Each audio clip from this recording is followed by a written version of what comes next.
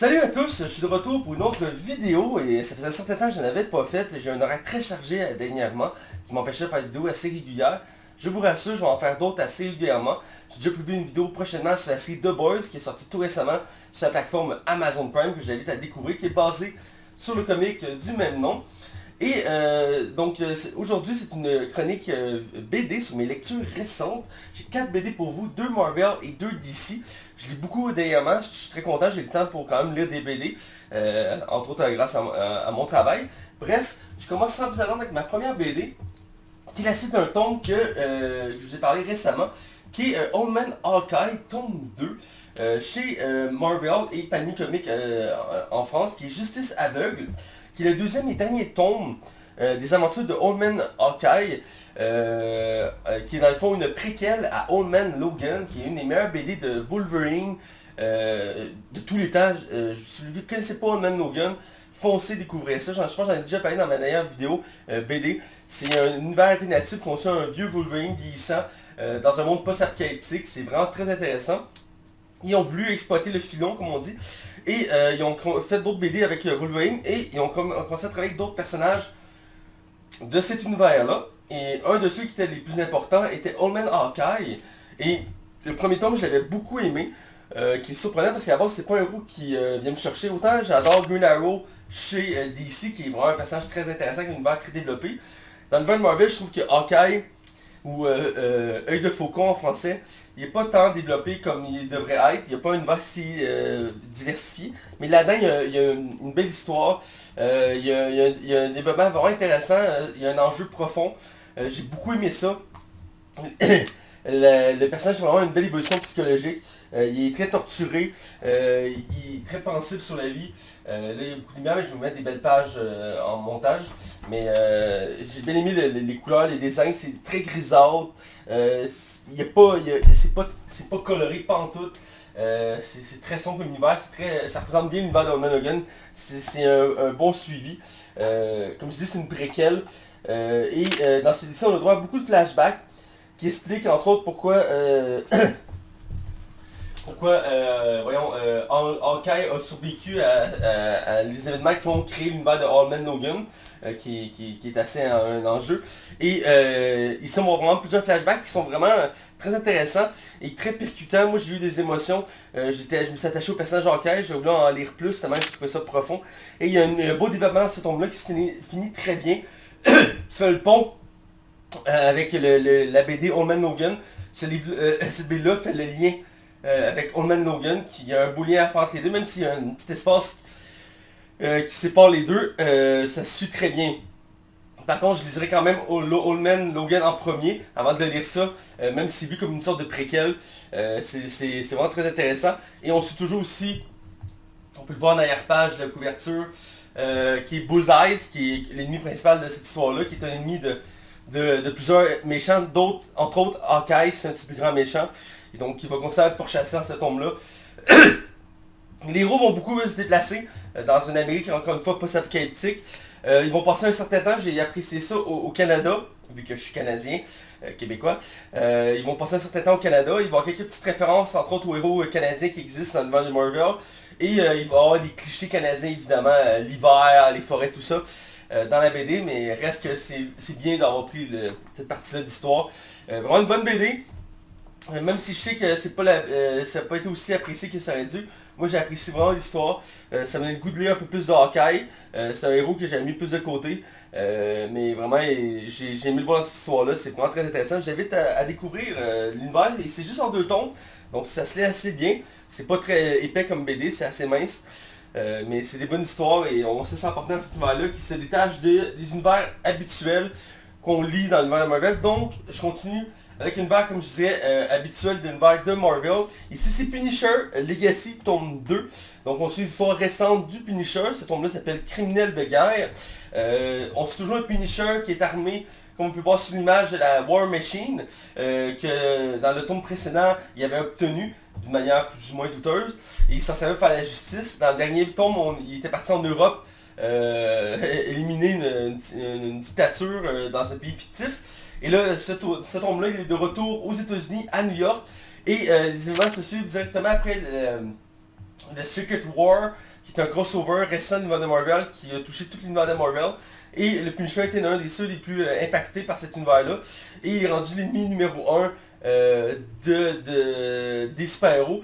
Même si à la base, il n'y a pas vraiment d'héros qui l'aiment bien. Là, tous les héros le pourchassent pour l'éliminer. Parce qu'il a fait des choses odieuses pendant ce crossover-là que je vous parle. Et donc, il va chercher à nettoyer son nom, le Punisher, Frank Castle, avec l'armure de War Machine. Il va se battre pour sa vie dans des combats assez titanesques parce qu'il va affronter beaucoup des personnages les plus puissants de l'univers de Marvel grâce à cette armure-là. Parce qu'à la base, il faut rappeler que Frank Castle, c'est juste un ancien militaire qui est super bien entraîné, qui a une volonté à toute épreuve de survie. Ici vraiment, on va montrer cet aspect d'avant et il va découvrir des alliés assez inusités durant cette aventure-là qui vont l'aider à survivre à tous les héros qui essaient de l'éliminer. Et entre autres, si on voit sa couverture, il y a Iron Man qui va intervenir pour le battre. Et le Punisher va se mettre comme mission de laver son nom et de corriger les torts qu'il a fait. Et il va s'attaquer entre autres à l'Hydra. Il va y aller d'une violence sans limite. Il va brûler, tuer, décapiter, exploser tous les ennemis qu'il va croiser, digne du Punisher. Et il va rencontrer comme je dis, plusieurs héros d'univers de Marvel. Ici sur la couverture que je vous ai montré, on peut voir le Faucon ou le Fauve entre autres qui vont essayer de le maîtriser. Sans grand succès parce que l'armure de War Machine c'est un peu comme l'armure de Iron Man. Elle est très résistante, très puissante. Et donc, il va se retrouver à être très dur à battre, encore plus puissant que ce qu'il est d'habitude, même si c'est un humain, il est très puissant. Et il va croiser plusieurs méchants d'univers de Marvel qui sont très intéressants. Entre autres, un que je trouve qui est de plus en plus présent dans les comics, je sais pas si c'est mon avis à moi, mais c'est en français c'est le maître des corvées. Je trouve que son nom français ne révèle pas en tel point quel est ce méchant-là. C'est Taskmaster en anglais, qui est un mercenaire qui travaille pour ceux qui veulent bien le payer. Et là-dedans, il va avoir un certain enjeu avec le Punisher. C'est un méchant qui est un mercenaire et qui a l'habilité de copier toutes les techniques de combat qu'il voit. Donc ça fait un redoutable combattant à affronter. Et il va affronter le Punisher. Et le Punisher va se retrouver à affronter aussi un grand ennemi de Captain America. Qu'on peut voir sur la couverture arrière. C'est le baron Zemo. Qui est un des plus grands méchants de l'univers de Captain America. Qui va se mettre sur la route de le Punisher pour sa rédemption. Et donc c'est violent, c'est brutal, c'est quand même très coloré étant donné qu'on plonge dans un univers qui est multiple. C'est plus l'univers des Punisher qui est mis de l'avant, mais vraiment l'univers de Marvel. D'habitude les histoires du Punisher sont mis de côté dans le sens qu'il n'y a pas tant d'interaction avec les autres personnages qui gravitent autour de lui. Mais là, dans les derniers tomes, ils ont voulu vraiment exploiter plus l'univers de Marvel avec ces personnages-là en renouvelant avec l'armure. J'étais pas ça de l'idée à l'origine, mais quand j'ai lu le premier tome, j'ai été vraiment, j'ai accroché à fond, j'ai adoré. Et donc, ici encore une fois, j'adore. Et il y a une fin, ma foi, assez percutante, qui permet de relancer encore les aventures du Punisher pour d'autres aventures. Et des intrigues qui, ma foi, donnent le goût de découvrir encore plus d'histoires du Punisher. Comment je dirais ça? Il repart dans des aventures plus classiques, si je peux dire, du Punisher. Parce qu'on l'a toujours connu de la même manière. Et là, à la fin de ce tome-là, on retourne un peu plus aux origines de ces personnages-là. Donc c'est très bon à lire. Punisher, tome 2, Legacy. C'est violent, c'est brutal, c'est malade. C'est une très bonne lecture. J'invite à la découvrir. On va du côté DC. Il me reste deux petites BD à vous parler. Ben deux petites, j'ai quand même une brique. Le dernier tome en date de Batman, des aventures Rebirth, donc les aventures récentes de l'univers de Batman. Celui-ci c'est le tome 8, Noces Noires. Le tome le plus attendu en français depuis je ne sais pas combien d'années. Pourquoi? Eh bien c'est le tome qui se centre sur le mariage de Batman et Catwoman, qui a été teasé dans les précédents tomes, au moins 3-4 tomes précédents avant, qu'elle allait se marier. Et donc on a eu le droit dans les deux derniers tomes à plusieurs événements qui reliaient au mariage. Et là, on plonge en plein cœur du mariage de Batman et Catwoman, l'événement de l'année dans l'univers de Batman. Et de Catwoman évidemment. Et donc c'est une BD avec de lourdes émotions, je dirais, parce que lire cette BD là, j'ai lu quand même assez rapidement, mais quand je l'ai fini, j'ai pris un moment pour réfléchir à ce que j'ai lu. J'ai ressenti beaucoup d'émotions, c'était très profond, très poignant.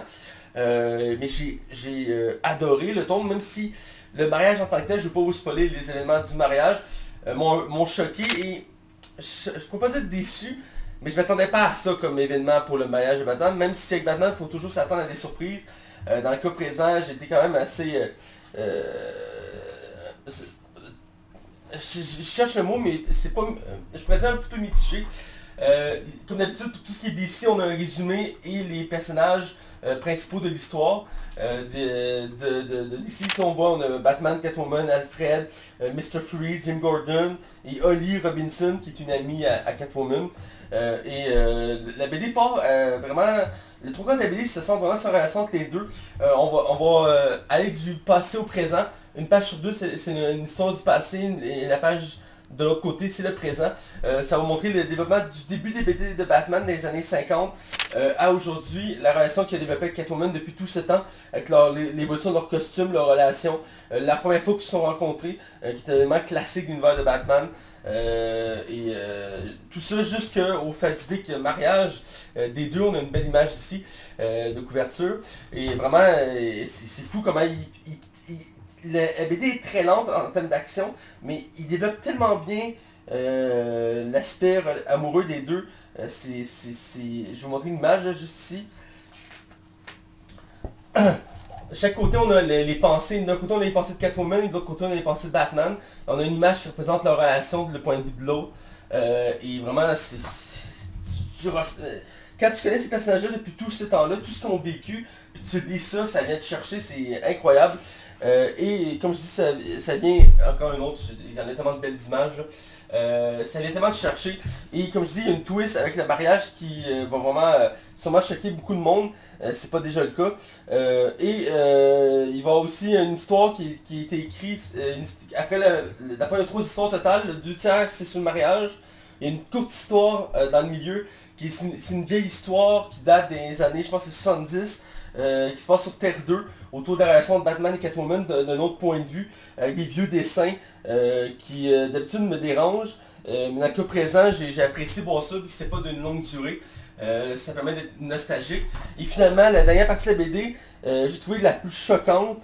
Parce que là, on retourne dans le vif du sujet, dans l'univers de Batman, dans la noirceur, le grisâtre de Batman. Et ça tourne autour du super vilain Mr. Freeze.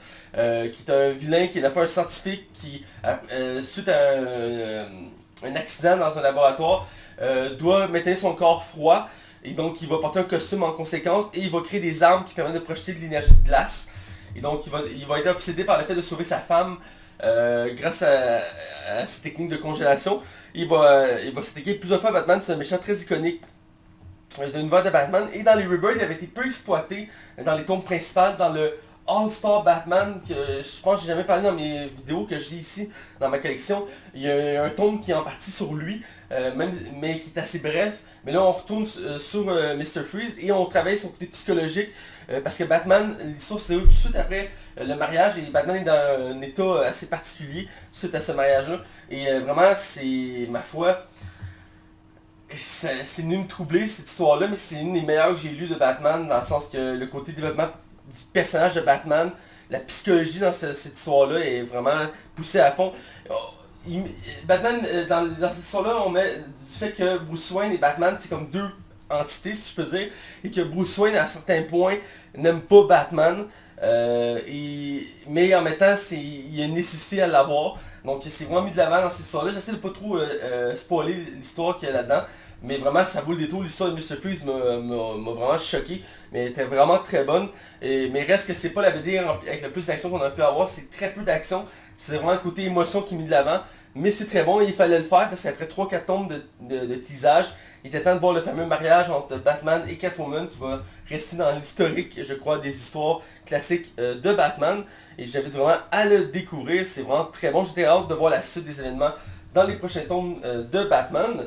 Je finis mon tour d'horizon avec du Red Hood. Ceux qui suivent mes vidéos régulièrement savent que je suis un grand amateur de l'univers de Red Hood, qui est un univers qui fait partie de l'univers de Batman, voilà, qui est d'abord un personnage secondaire, qui est un ancien Robin, qui est devenu lui-même un héros sous le nom de Red Hood. Et dans le Rebirth, il a formé sa propre équipe, qui est avec Artemis, qui est une Amazone, et Bizarro, qui est un clone défectueux de Superman. Donc ils forment une trinité assez délinguée.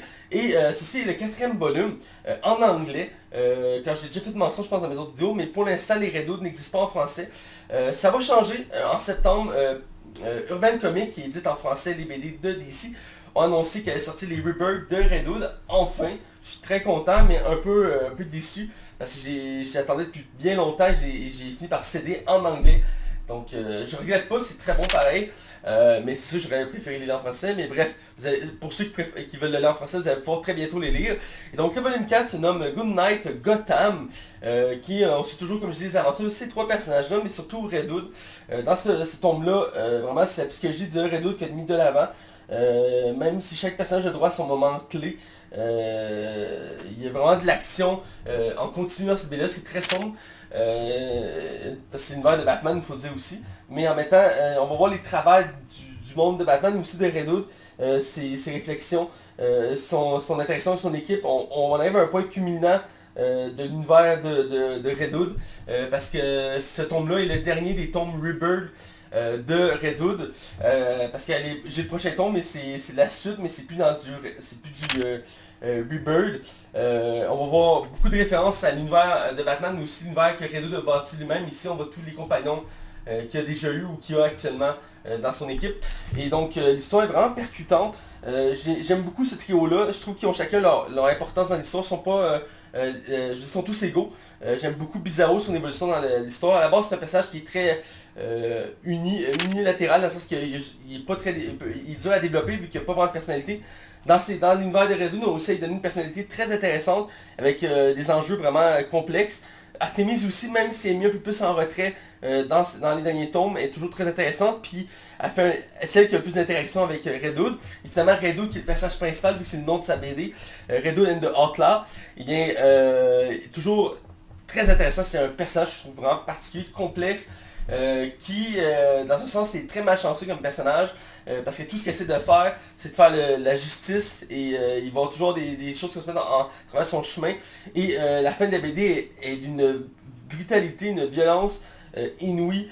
J'ai adoré, et vraiment ça déstabilise tout l'univers de Redwood établi à date. Vraiment, j'ai été surpris et choqué, mais j'ai beaucoup aimé, et c'est plus ou moins un spoiler, mais en même temps ça n'est pas tant un. Redwood va affronter Batman, entre autres, dans ce tome-là.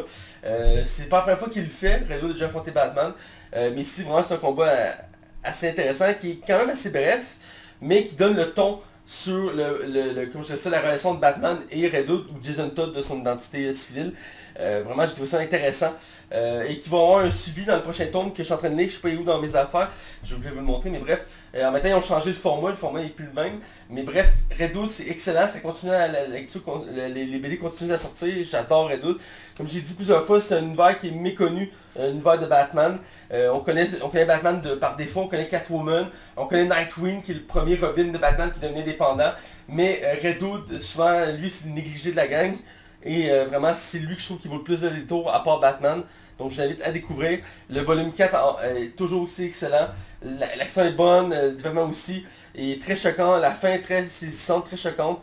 Je vous invite à découvrir. C'était mes lectures récentes de BD. J'en ai lu d'autres aussi, mais ils s'en viennent. Dans le sens que j'attends d'en avoir quelques-unes avant de faire une vidéo. Parce que faire une vidéo sur une BD, je trouve ça un peu pauvre comme contenu. Mais voilà, j'espère que vous avez apprécié ma vidéo sur mes lectures BD. Comme j'ai mentionné, je vais faire d'autres vidéos régulièrement bientôt, dès que le temps va me le permettre. Mais j'ai très hâte de vous sortir ma vidéo sur The Boys, une série qui est excellente, et sur d'autres séries ou films. Si c'est des films ou des séries ou des BD que vous voulez que je parle, n'hésitez pas à me le dire, ça va me faire plaisir de les faire. J'ai les moyens, j'ai le temps. Généralement, j'ai le temps, il faut le préciser, pour faire ces choses-là. J'écoute beaucoup de contenu, j'ai pas toujours le temps d'en parler, mais j'aimerais ça rendre ça plus régulier. Donc voilà, je vous souhaite de bonnes lectures, et on se dit à la prochaine. Alors, ciao, bye!